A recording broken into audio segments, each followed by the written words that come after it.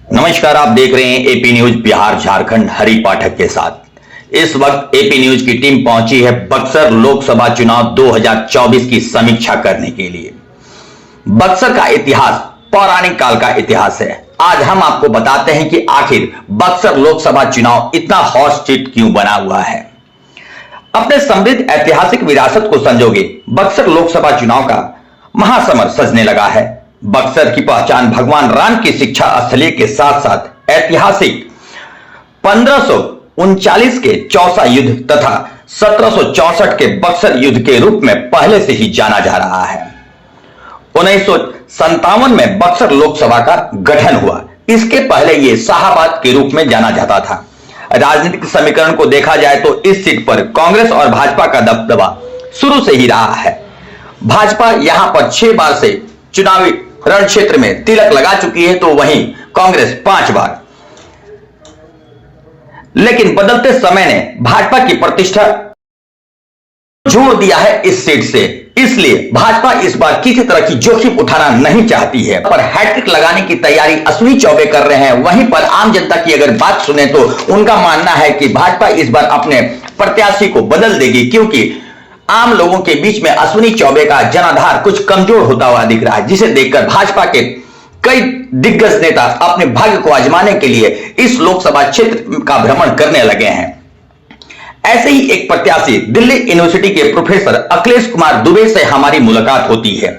आइए जानते हैं अखिलेश कुमार दुबे क्या कहते हैं बक्सर के लिए। ये मेरा जन्मभूमि है, मेरा जन्म भी यही हुआ और 10th की पढ़ाई भी मैंने सरकारी स्कूल से याजीपुर हाई स्कूल से, जहाँ मेरा गांव है, वहीं से मैंने पास किया।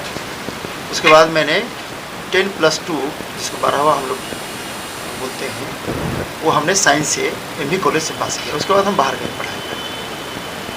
तो मुझे जो अभी तक जो समझ में आया है कि विगत 30-35 साल में कि पूरे बिहार की शिक्षा में थोड़ा मुझे लगता है कि आमूल परिवर्तन की ज़रूरत है। और यदि शिक्षा नहीं है, स्वास्थ्य नहीं है, रोजगार नहीं है, तो मुझे लगता है कि देश की नींव कहीं न कहीं या उस राज्य की नींव कहीं न कहीं भारत बोध की भावना जो है वो कहीं न कहीं कमी दिखाई देती है। और आज ये देश जो है इतना सशक्त देश हो गया है भारतवर्ष, जो तीसरी हम मुख्य इकोनॉमी आर्थिक व्यवस्था में बनने जा रहे हैं। लेकिन बिहार में अभी मुझे लगता है कि समस्याएं हैं। और ये तो ऐसा ज़िला है बक्सर, जो कि यहीं से हमारे बिहार की शुरुआत होती है। हम लोग बच्चों से पूछे हैं कि गंगा नदी कहाँ बिहार में इन करती है, तो बक्सर का नाम आता है। राम की कर्म भूमि कहाँ है, तो बक्सर का नाम आता है। पावन भूमि बक्सर का कहाँ है, तो विश्वामित्र की भूमि कहाँ है, तो बक्सर है।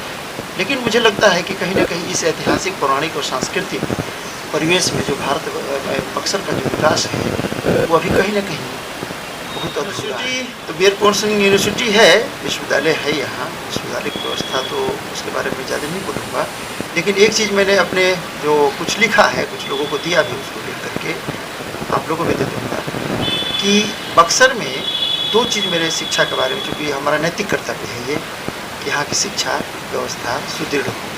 जैसे कि बच्चे यहाँ से जाते हैं कंपटीशन के लिए, पटना जाते हैं, दिल्ली जाते हैं, पैसे भी देते हैं और पढ़ाई करते हैं, वहाँ रहने की भी व्यवस्था उनको करनी है।